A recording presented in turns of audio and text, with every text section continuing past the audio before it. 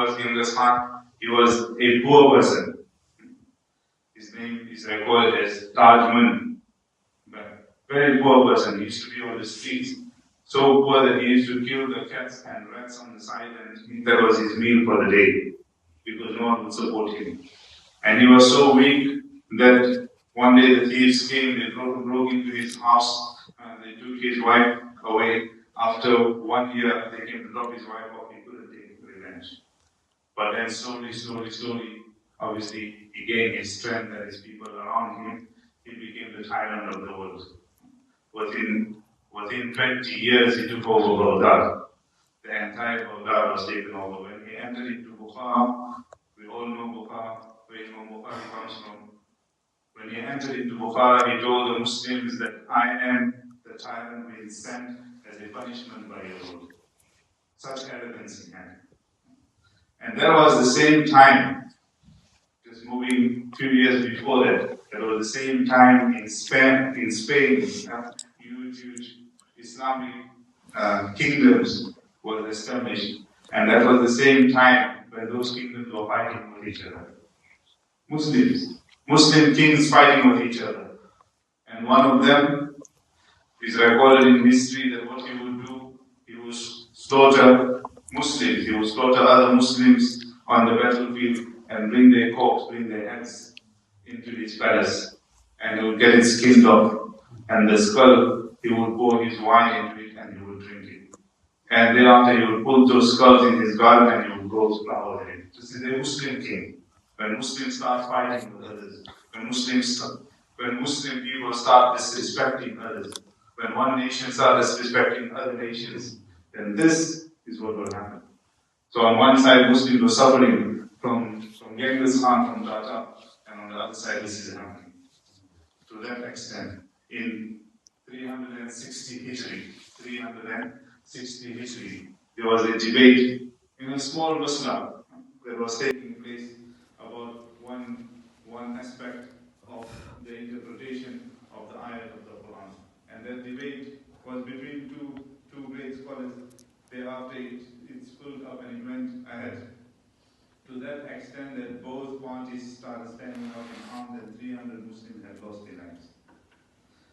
At that time, the Khilafat al-Abbasiyya that was coming towards its end. Khilafat al-Abbasiyya, one of the kings, I'm not saying all of them, Obed, they were good ones as well, mashallah. One of the kings of that time, he would leave his house on a khuruj going for Eid, going for Salatul Eid. He would leave his palace. And there would be so much protocol where girls used to be singing, dancing, and food, and all sorts of entertainment en route to going for the Eid Salah. He would leave his house at the time of Fajr. He would reach the place of Eid Salah at the time of Isha. After Isha, they would perform the Eid Salah. That was the condition of the Muslims. That is when Allah subhanahu wa ta'ala had sent this wave of punishment that came. And the entire, it took good and bad with it. And the entire Iraq was invaded. Baghdad, what Maulana just said, that the rivers were filled with ink and the streets were flowing with blood. But at that time, Ulama said that now only Imam Mahdi will emerge next. Now it is the time where the Dajjal is near and Isa will come and kill the Dajjal. But Allah Ta'ala has His plan. There was a certain group of Muslims that remained steadfast. They stood up on deen. They said, whatever happens, we have to remain steadfast upon our deen. Continue our da'wah. So there were certain businessmen. They were doing business in the land of that time that Genghis Khan has taken over, and then was his children and his children. So they were doing business, they started spreading the effort of deen. And they started converting people one by one to Islam. So wherever they would meet, tell them about deen, Islam, after a few days they would accept them. So that continued for many years until a time came where one of the ministers of this kingdom had accepted Islam. Obviously Genghis Khan had died and moved on, but his children and the minister of Taimur Tughlaq, because recorded he is the grandson of Genghis Khan, he accepted Islam.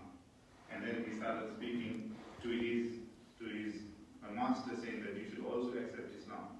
So he called a sheikh called Jalaluddin. Jalaluddin came at that time in the region of southern Russia.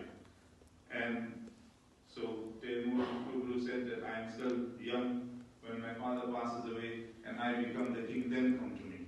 Maybe I will accept your religion because it seems good to me. Anyway, Jalaluddin passes away. He leaves a message behind. Do we leave messages for our children? That tomorrow if we are not here, please be ready to flee Al-Aqsa. Tomorrow if we are not here, remember that Palestine is waiting for you. We need to create that goal for them. Give them that understanding that whichever position you take better in life, make sure that you have to be on the side where the Muslim Ummah will count upon you. Yusuf Sahib Rahmatullah used to say, Har ummati is ummat ka, har fard sari ummat ka zimmedar. Every ummati of this ummat, every individual of this ummat is responsible for the entire ummat. How Salahuddin Ayyubi came up. His Ustad built a mimbar. His Ustad built a mimbar and told him that one day you